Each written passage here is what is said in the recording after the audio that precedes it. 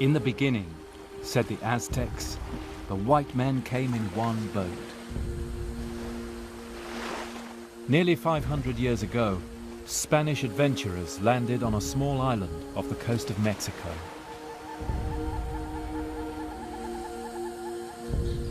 It was the first contact between the civilizations of the Old World and the New.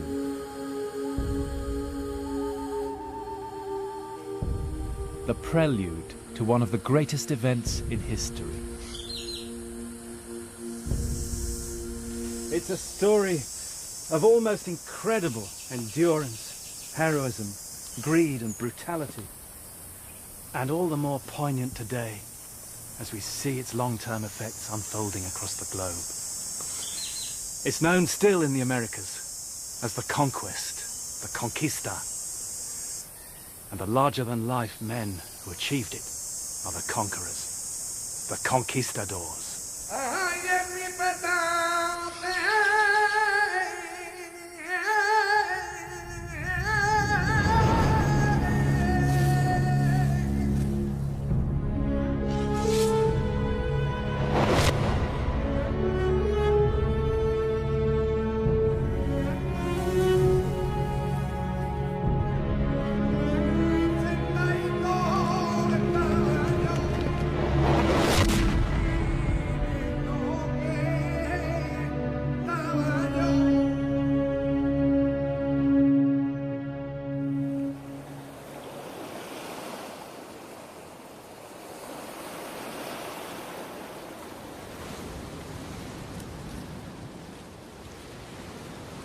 Most mighty prince, wrote Hernán Cortés to the King of Spain, let me begin at the beginning.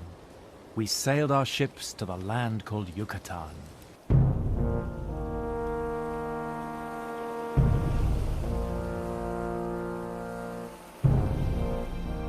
Cortés was a poor boy from a small town, trained in law, not war, but he had dreams.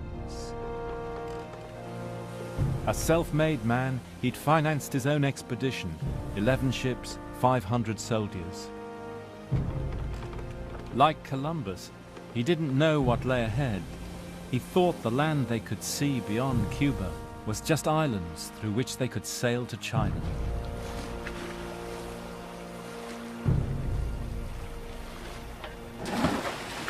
It was April 1519.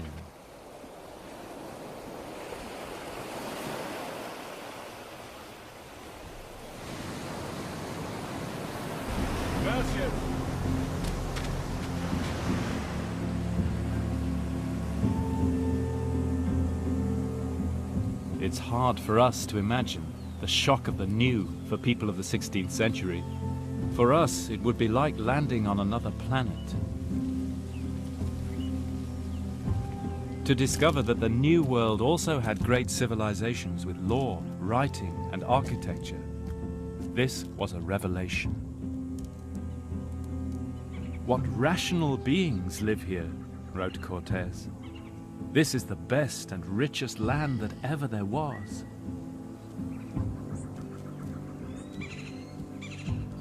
The awestruck conquistadors christened one place El Gran Cairo.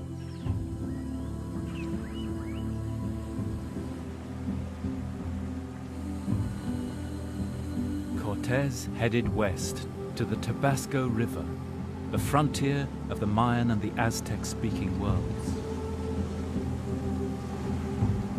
Still perhaps unsure of his next move, he landed in Frontera.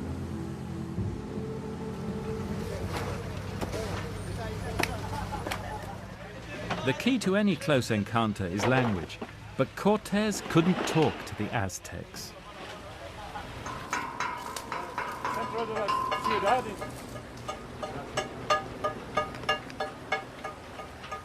He'd already found a Spanish sailor who spoke Mayan. And then, here in Frontera, he had his lucky break. Cortés was given a slave girl by a local chief. Her name was Malinani. But here in Mexico, everyone calls her Malinche. Malinche spoke Mayan and Nahuatl, the Aztec language. Through her, he could talk to them. cuando pasa a poder de los españoles, Marina se sigue comportando como lo que es. Malinche was treated well by the Spanish, especially by Cortés. Some say she fell hopelessly in love with him. El poder es aphrodisiac, sí. Sí. Yes, some say she was dazzled by the power of Cortés. And how she's paid for it. Traitor, whore, goddess of death. For nearly 500 years, Mexicans have argued about Malinche and her relationship with Cortés. But Malinche was the one who would lead Cortés to his destiny.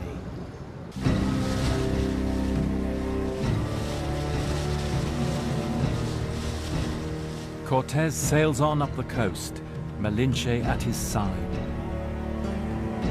He keeps asking about gold. And everywhere, they tell him of a mysterious empire in the interior. A land called Mexico. He anchors at an island off the coast, the Isle of Sacrifices, just off the modern port of Veracruz. And it was here that Cortés had his first encounter with the Aztecs. In his letters, you can still feel his sense of wonder. Since then, the tale has become a myth. It's even immortalized in the movies.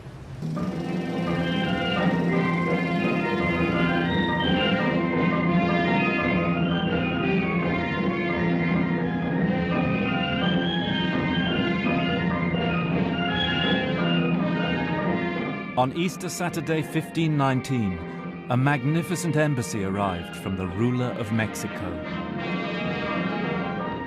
And even more strange, they seem to have been expecting Cortés. Marina, find out who honors us in this royal manner. Yes, my lord.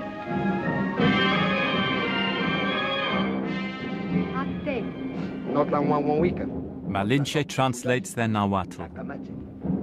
Say to the royal ambassador that I'm pleased to welcome him to my camp. No te cuyotzin, mitzmotlano watilia, ma shimopaloltikan, insalanjaukiske. To his amazement, the Aztecs offer him wonderful gifts of gold.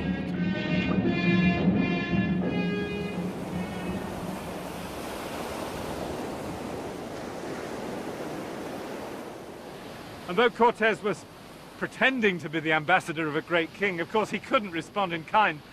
And as gifts to the Aztecs, he scraped together a chair and some trinkets and a red velvet cap, which their ambassador accepted, though he looked at them as if they were excrement. Then came the crucial moment in the conversation. "Do you have more gold?" says Cortés, "because I and my men suffer from a disease of the heart that can only be cured by gold." "Yes, we do," said the ambassador.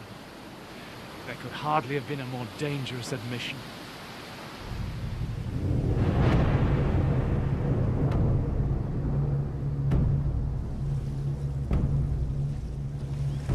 Cortés now gave the Aztecs a show of his power. He fired his guns, rode his horses down the shore. The Aztecs were stunned. They'd never seen such things before. Their ambassador had his artists paint them as we would take photographs. The strangers, he said, have sticks which spurt fire. They ride deer high as a house, which snort and foam.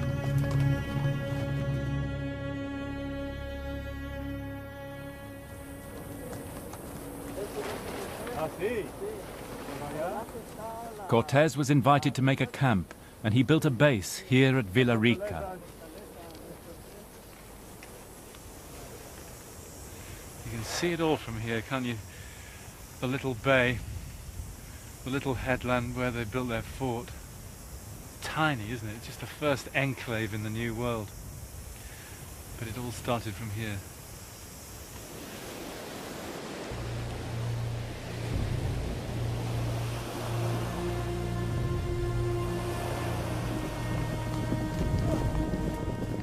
And perhaps it was only now that Cortés dreamed up the plan to go to the city of the Aztecs. Could he somehow get them to bow to Spain?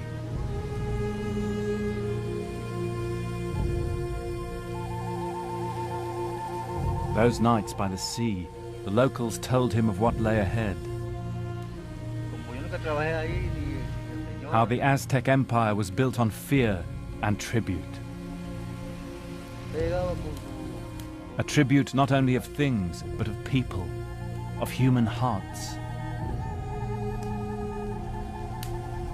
The name of the Aztec ruler was Montezuma. But Montezuma was haunted by a prophecy, a legend of an exiled god who one day would return to claim his throne.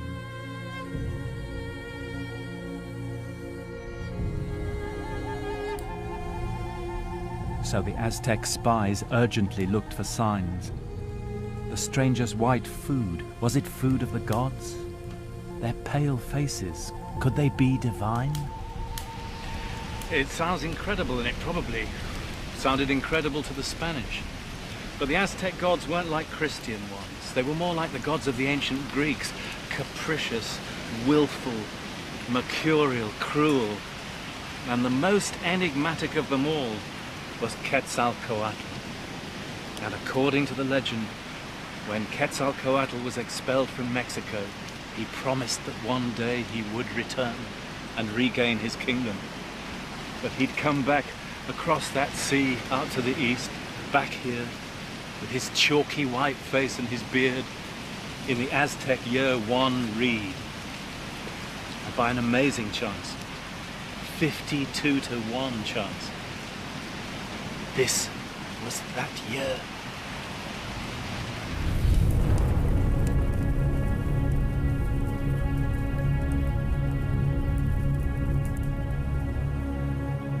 And for the Aztecs, nothing happened by chance.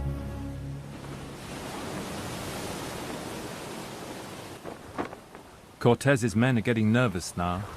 They know a great empire lies inland, and they know Cortez wants to go there. And now Cortez faces mutiny. He acts fast, kills the ringleader, and then, so no one can get away, he decides to pull his ships up on the beach and scupper them. It's a gambler's throw, isn't it? Destroying your own ships. They won't talk about going home anymore. Typical piece of Cortez. For now, he knows what he needs to know about the Aztecs, but if he's going to persuade his men to follow him into the interior, then he needs to hitch them to his dreams. To leave them, as he put it, with nothing to rely on but their own hands, and the assurance that they must either conquer or die.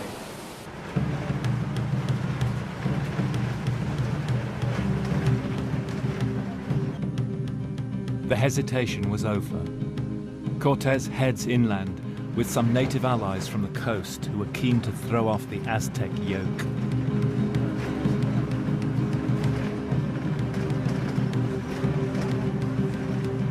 He took a back road towards Montezuma's capital, Tenochtitlan, hoping along the way to find friends among Montezuma's enemies.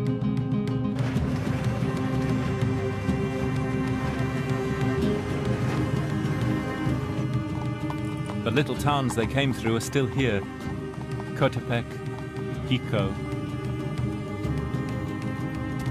And every place we passed through, says the conquistador Bernal-Diaz, we saw altars for human sacrifice.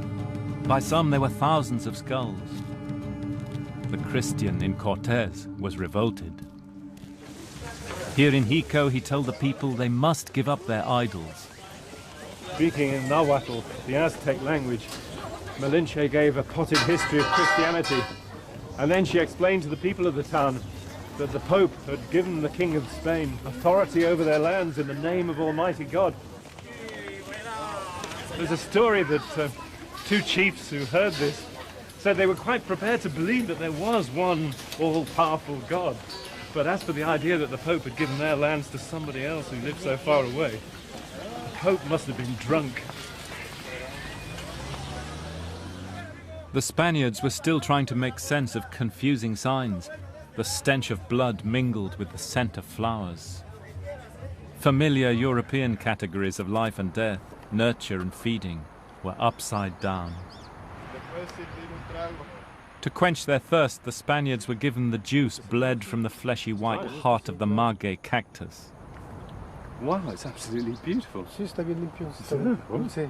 Only to learn this was the drink given to sacrificial victims to dull the senses of those who were about to die. Every day, says Bernal Diaz, we were told they'd kill us and eat our flesh with chilies.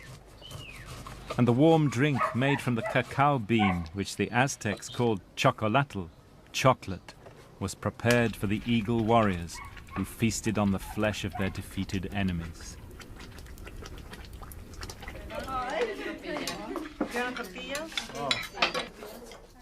Whilst human sacrifice is long gone, chocolate is still drunk here at religious feasts, and the Aztec language still survives.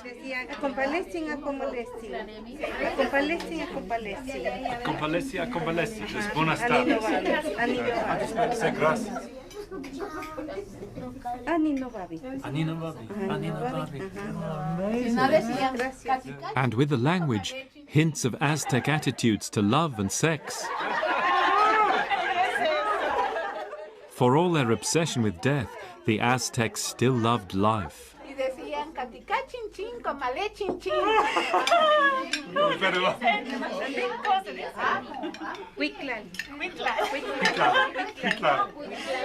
I can't tell you what that means.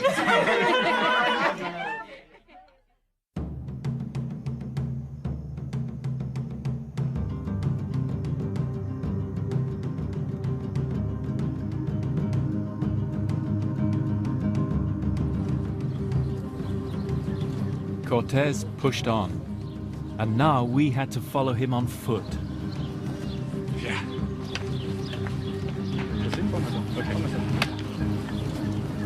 Ahead of us, says Cortés, we saw a great range of beautiful mountains, the peaks so white we think they must be covered with snow.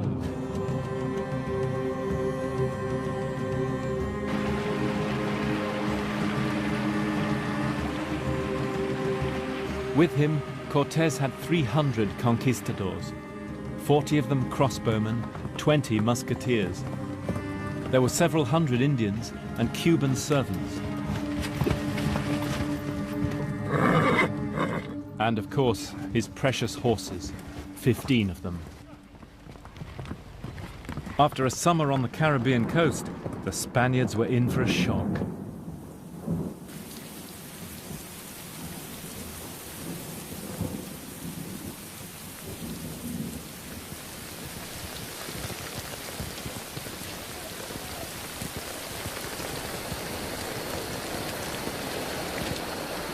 One of the conquistadors, Bernal Diaz, says when they came into the mountains here, it just rained and rained.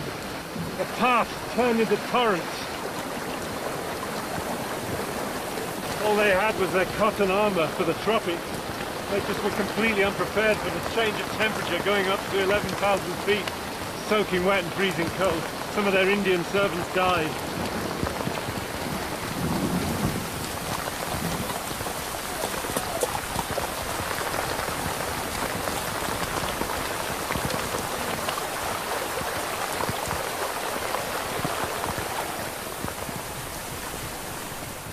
So far as we know, Cortés had no military training, but he never lost the respect of those who marched with him.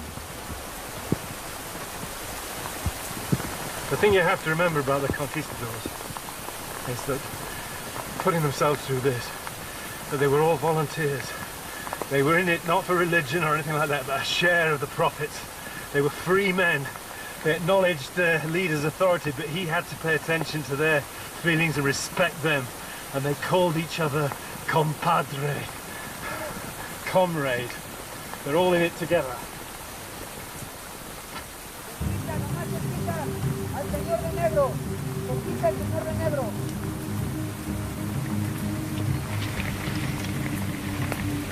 Got the pass up there, Ray? Ray? That's the pass, is it? Yeah. That's the pass, that's the top. Cortés called it Nombre de Dios, the name of God.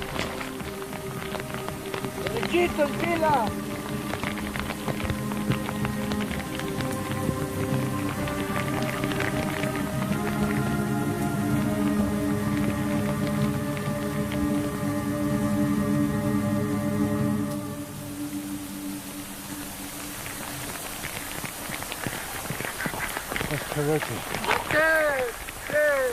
13,000 feet. You can't see.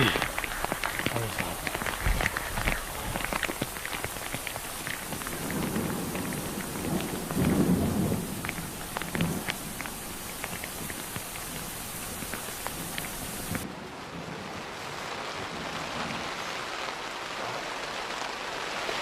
Muchas gracias.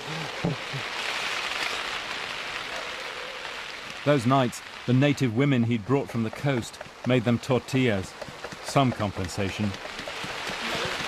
I tell you that we have tents tonight, and we are certainly going to be soaking cold and miserable, just as Hernán Cortés and his men were, as Bernal Diaz tells the story.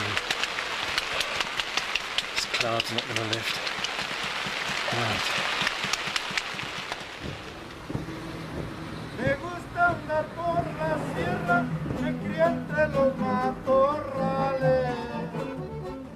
As they marched deeper inland, they heard more about what lay ahead. The locals said that to capture Mexico would be impossible, says Bernal Diaz, and we would all die. But the more they told us that, the more we longed to try our fortune.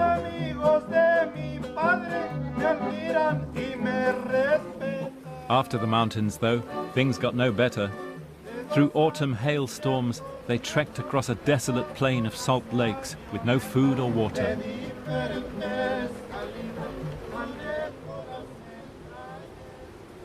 Cortés was heading for the fertile land of Tlaxcala. Tlaxcala was an independent city-state. They hated the Aztecs. Cortés was hoping they'd shelter him, but his luck was out. They attacked him in a savage battle. On the battlefield, they still plow up the debris.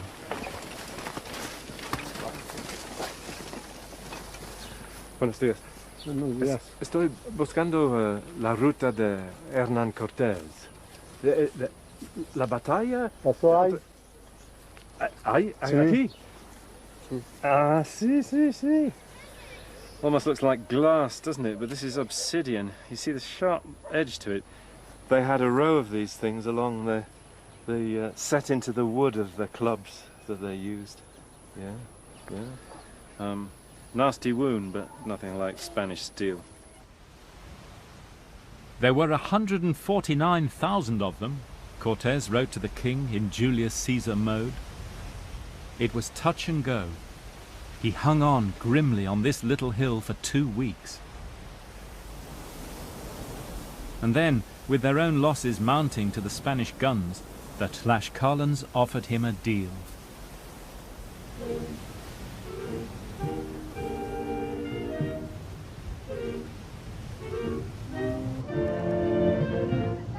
They welcomed him into their town and laid on a fiesta, even offered him their daughters in marriage.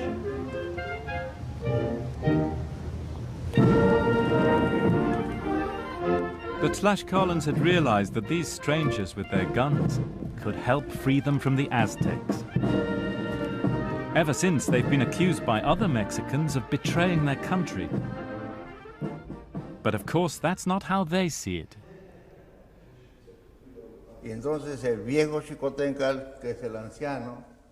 Xicotencatl, the elder, reaches for Hernán Cortés, who returns the embrace, but he doesn't let go of his sword.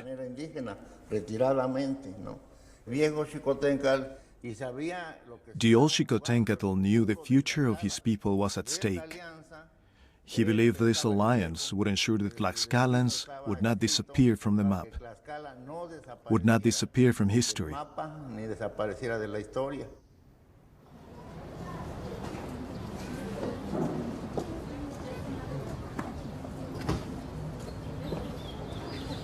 Of course, the alliance with the Tlaxcalans is the turning point of the whole story. In fact, it's a turning point in the history of the New World. Because with them, Cortés had found allies who hated the Aztecs and would fight them to the death. Allies who would give him support, provisions, and manpower. The possibility of conquering Mexico was now on.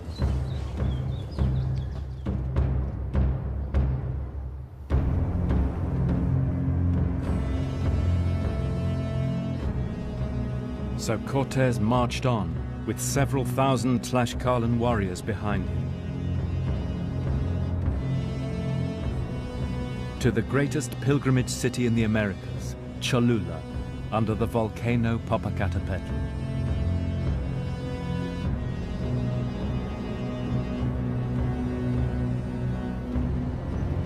The people here were friends of the Aztec ruler Montezuma, and the Tlaxcalans warned Cortés to expect trouble.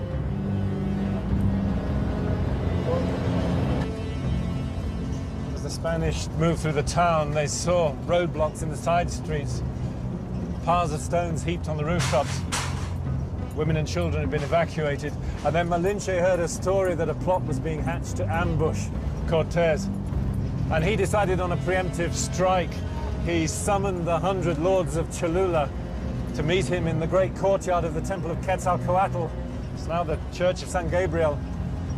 And there, Malinche told them in Nahuatl that they'd committed treason and they would die for it. The doors were closed, the Spaniards killed them all, and they killed 3,000 more Cholulans who were assembled outside, and then their Tlaxcalan allies sacked the town.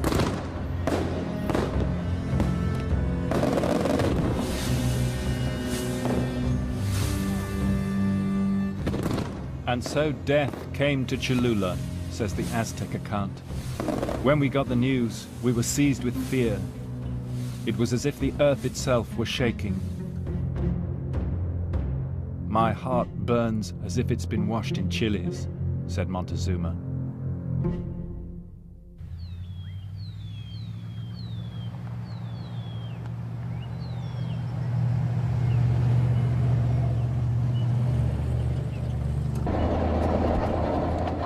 From Cholula, Cortés continued up the old track through the forests of Popocatépetl.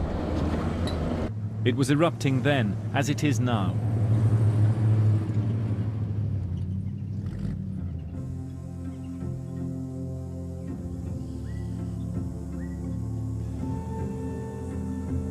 Finally, the Spanish army came down through the clouds into the Valley of Mexico.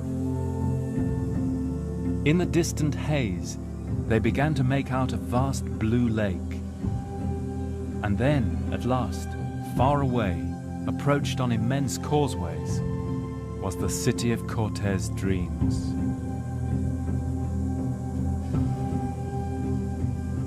It seemed like an enchanted vision, wrote one of his men. Indeed, some of our soldiers asked whether it was not all a dream. It was so wonderful that I do not know how to describe this first glimpse of things never heard of, seen, or dreamed of before. The city had traders and warriors, priests and lawyers, musicians, jugglers, courtesans, and scribes. It was the most beautiful thing in the world, wrote Cortés.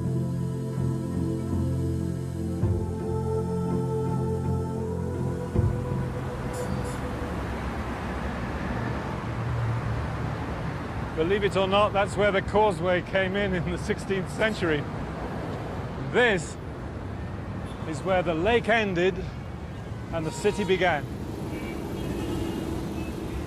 This is where Cortés walked that November 1519. The Aztec city started here.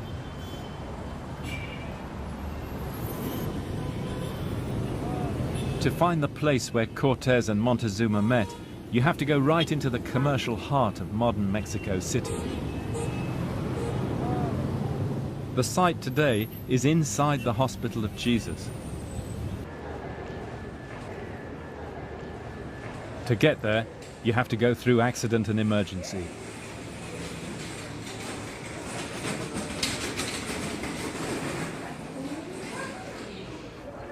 The Aztecs led the Spanish into a great courtyard, framed by a beautiful building. It was on this spot. The tale of that momentous meeting is told by the Aztec eyewitnesses.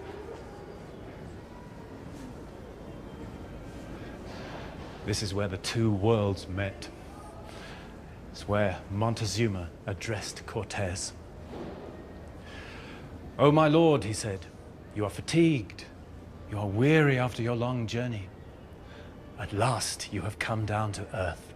You have come to your city of Mexico, which I have guarded for you for a little while. They said you would return, and now you have done so. But first, go to your palace and rest, and go in peace." Mysterious words. But what do they mean? Was this the language of Aztec diplomacy, or Montezuma's acceptance of destiny? No one knows. But in the Aztec calendar, that day, the 8th of November, was one wind, the day of Quetzalcoatl, a day of robbery, violation, and deceit.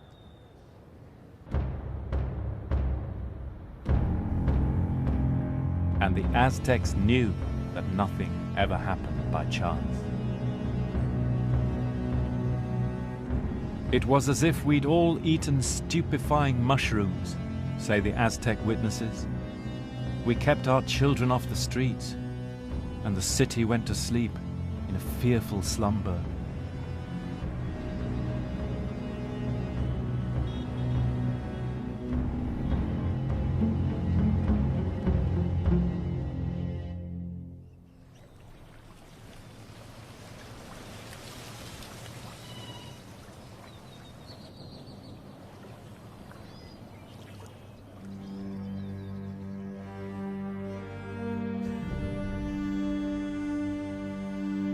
The city woke as it always had. In the streets of the modern world, we can only dimly imagine its splendor. The flutes and conch shells greeting the dawn, the bustle of merchants, the tens of thousands of blooms carried each day to markets drenched in the scent of the Americas.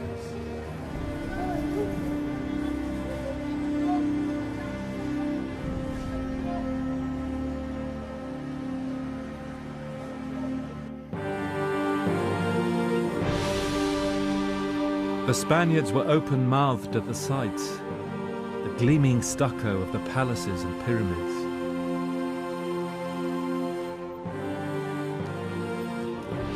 They wandered the courtyards, gawped at strange gods.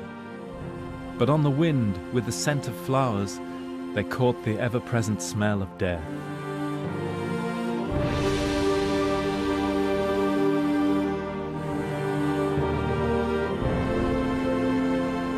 And in their hearts, they feared that Cortes, the gambler, had led them into the jaws of hell.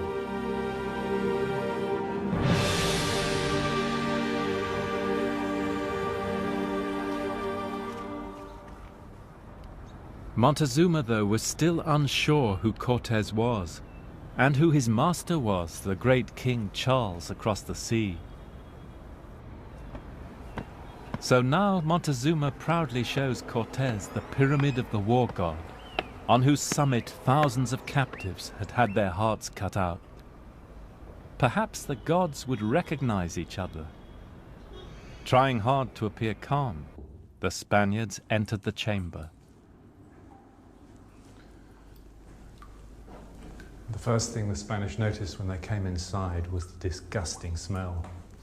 And then, as their eyes got used to the darkness, they saw the eyes of the Aztec gods staring at them, gleaming with precious stones. The war god, Huitzilopochtli, was sitting down with a golden bow and arrow, and in front of him was a brazier full of human hearts still warm. And all around the walls were encrusted with dried blood. Cortes then said this to Montezuma: "I don't understand how a prince as great as you, and a man as intelligent as you, could think that these are gods. They are bad things called devils, and I'd like your permission to put a cross and a picture of the Virgin Mary inside here." Montezuma took offense at that. "If I thought you were going to be so insulting to our gods," he said, "I would never have brought you in here to see them. We hold these things to be good.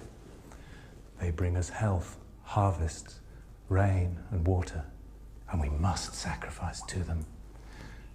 So please don't mention this again. It was quite a gulf. For the Christians, God gave his blood to redeem mankind. For the Aztecs, mankind must give its blood to redeem the gods.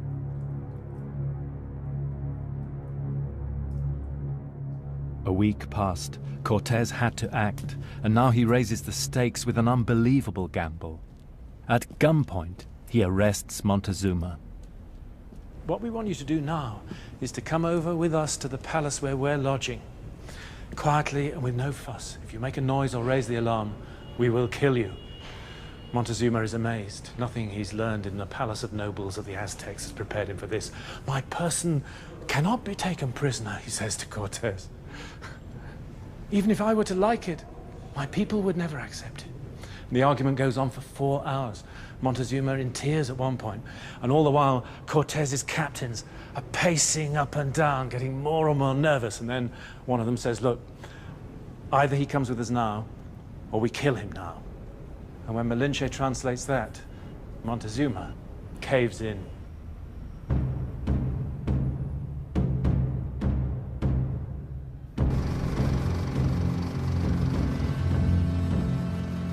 Montezuma was now in Cortés' power, maybe under his spell. He continued to issue orders as if things were normal, but he'd lost the trust of his people. The tale has been told many times. How the angry mob besieged the Spanish, how Cortés bullied poor, broken Montezuma to plead with them. But Montezuma's aura had drained away, and his people killed him.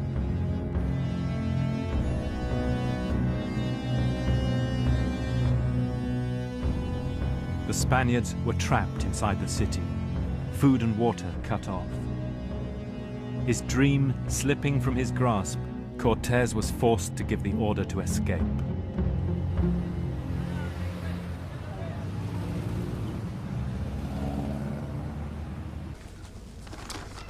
You have to remember, the city was on an island, completely surrounded by water, linked to the mainland only by 3 great causeways. All the bridges had been broken by the Aztecs. So in those final few hours, the Spaniards built a portable wooden bridge out of the ceiling beams of the palace where they were staying. They would leave at midnight.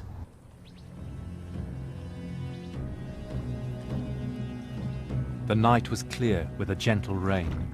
The Spaniards marched in silence, hugging their gold.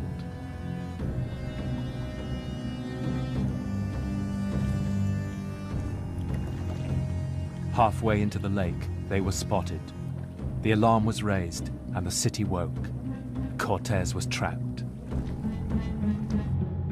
The Aztec witnesses name the place. Today it's by the little post office on the Tacuba Road. 3/4 of the Spaniards were left behind, 800 men killed, drowned, or captured. And the captives could expect only one fate at the hands of the enraged Aztecs. They were taken back into the city, to the Great Pyramid, and there their hearts were cut out and offered to Huitzilopochtli, the god of war.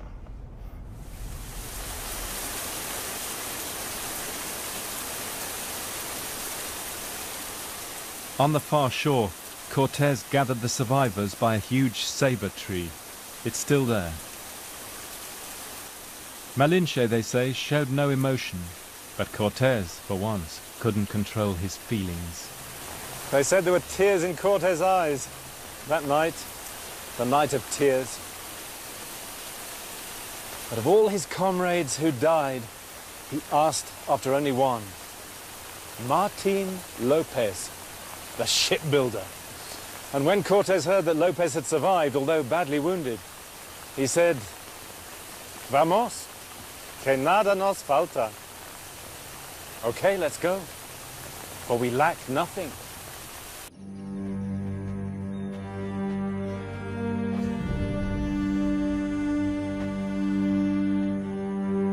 And when the Spaniards had thus gone, say the Aztecs, we thought they had gone forever and would never return.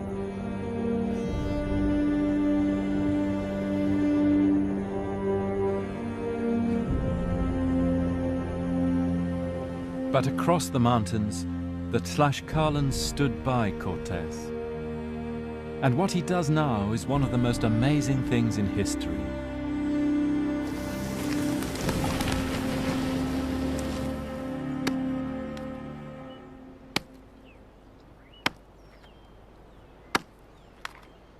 In the middle of the land, he builds a fleet.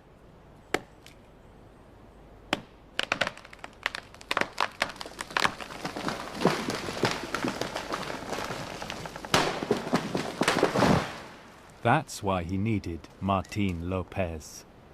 They're going to build 13 brigantines, and all of them are in more than 40 feet long, and they're going to take them to bits, and they're going to carry them all the way to Mexico City. This is what does the maestro think about this? This is an incredible idea. Supposedly they disassembled the fleet to carry it, as there are no navigable rivers around here. For Mexicans, Cortés was a very cruel man. But from a buccaneering point of view, he was great.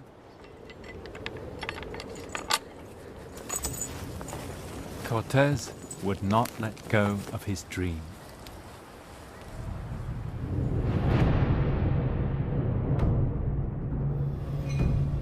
And now, inexorably, the net began to tighten around the Aztecs.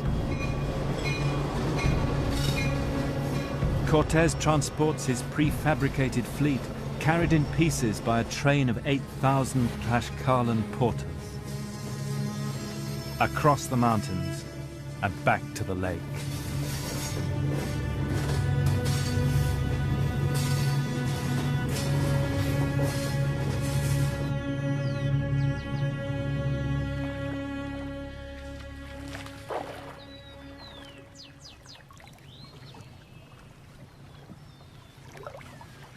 On the lake shore, he waited, reinforced now by thousands of native allies.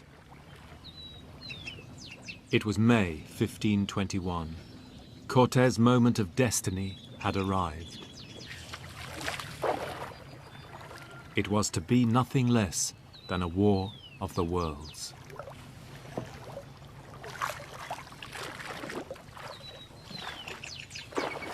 Cortés' plan was to lay siege to the city and cut off its food and water supplies. Then, supported by his ships, he would attack it along the causeways, whose line is still marked today by the main routes into the city. It was a new kind of warfare for the Mexicans, sieging a city, involving the ordinary population, the women and children, starving them. This wasn't part of war in ancient Mexico. But Cortés, of course, was a modern man. It was total war. The siege lasted for 80 days. 250,000 people were reduced to eating lizards and grass. Devastated by European diseases, the Aztecs under their new king Cuauhtémoc still refused to negotiate, and the Spanish had to win the city street by street. In the last battle, the Aztecs were squashed into the warren of streets round the Great Pyramid in the north, in Tlatelolco.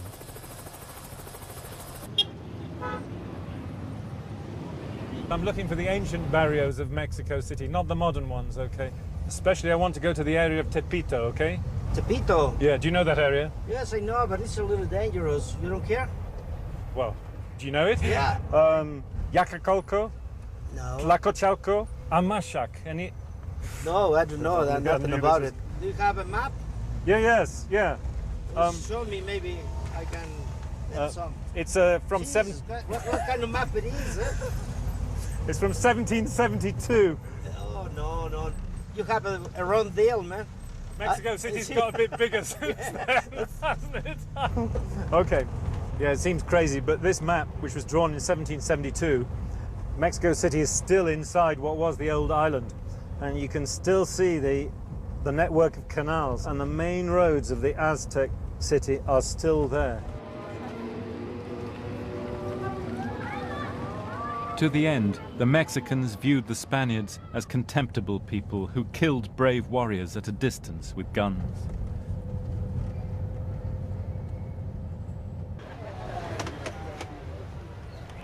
In the Aztec calendar, the final day was 3 Serpent, the beginning of the time of lamentation and remembrance.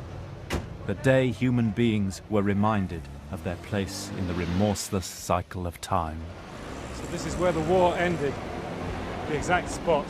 This little church was built on the place where Cuauhtémoc surrendered. I find the Aztec version of this story as powerful and moving as Homer's Iliad, the tale of Troy. The Aztecs accept their fate without a trace of self-pity. It's as if in their vision of time and destiny, the cycle of history, the bundle of years, had just been loaded against them.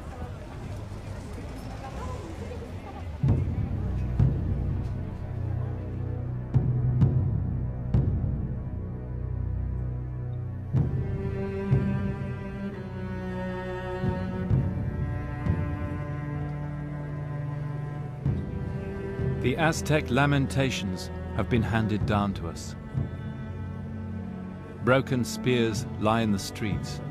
We have torn our hair in grief. Our houses are roofless now, our walls red with blood. Our inheritance, our city, is lost. The shields of our warriors were its defense, but they could not save it. Our heritage is gone.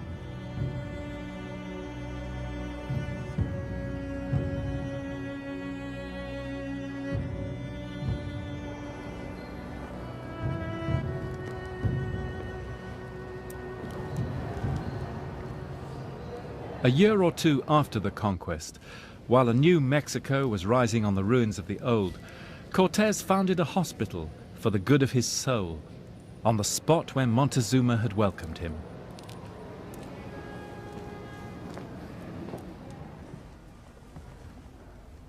By then, the King of Spain had showered him with honors. The poor boy from Medellin had become the most famous man in Christendom.